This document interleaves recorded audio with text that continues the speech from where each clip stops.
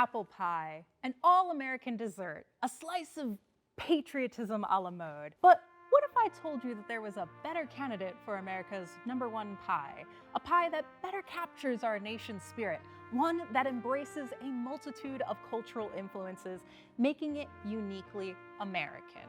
I'm talking about pumpkin pie.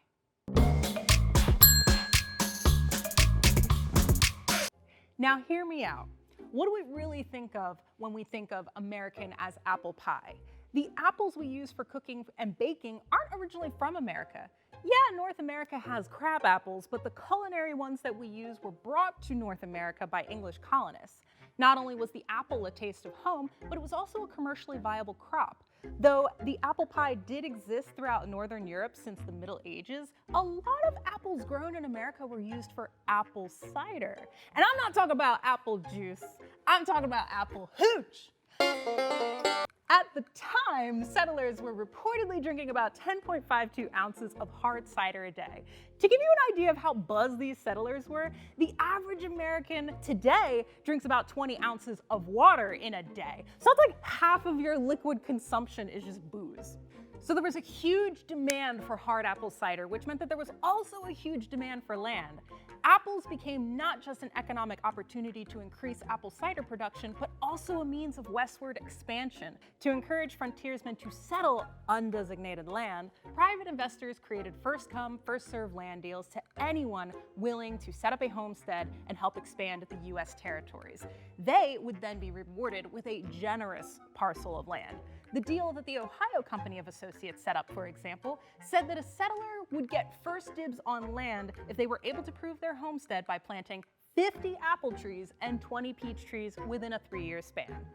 This is where the story of Johnny Appleseed, or more formally known as Johnny Chapman, comes into play. Throughout the early 1800s, Chapman traveled throughout Pennsylvania, Ohio, Indiana, Illinois, and northern West Virginia, planting apple orchards, and in doing so, claiming thousands of acres of land. He then sold those tracts of land to settlers and made a fortune. The problem with these land deals was that the land was already occupied by Native American tribes.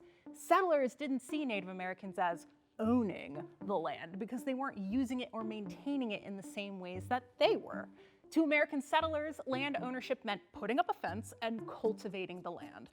This idea of land maintenance equating to land ownership is purely a European concept. So if by American as apple pie, we mean as American as coming here from another place and calling dibs on land that wasn't ours to begin with, then yeah, apple pie can totally be considered American by that logic. But that's not the only way to define America. That's why I propose pumpkin pie as a replacement for America's symbolic pie. The pumpkin is in the same family as squash and gourds, and they're originally from North America, coming from Mexico over 7,500 years ago. When European settlers arrived, they were greeted by a bounty of foods that were already here, like corn, potatoes, beans, and of course, the pumpkin. But Europeans weren't familiar with North American foods. Their agricultural techniques weren't accustomed to cultivating these native plants, and they weren't familiar with how to prepare these foods either. That is until 1796, when Amelia Simmons published one of America's first cookbooks, American Cookery. It's right after the Revolutionary War, and America is in the beginning stages of establishing its own identity.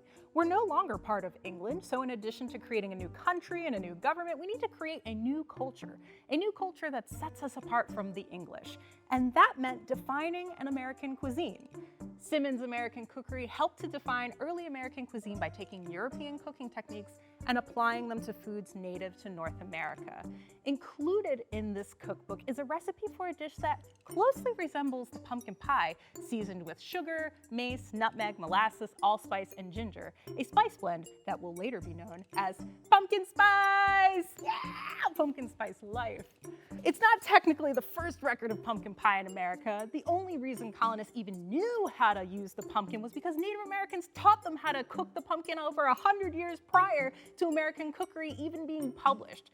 But the pumpkin pie is indicative of American cuisine. Like our Constitution, American cuisine adapts over time to reflect the people that are here. It takes what's already been here and integrates ingredients and cooking techniques from other cultural influences from other places around the world. As more people from more cultures come to America, they bring with them their foods from their homelands that continue to add diversity and deliciousness to our culinary landscape. American cuisine isn't like the apple pie, bringing something from another place to replace what's already here. American cuisine is more like the pumpkin pie, which takes the best that everyone has to offer and creates something new, making it American as pumpkin pie.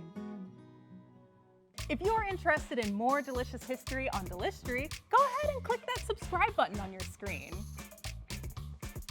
It's right there. Click on it. You know you want those notifications. You don't want to miss a moment of Delishtory. I promise you, it's going to get fun. It's going to be real fresh.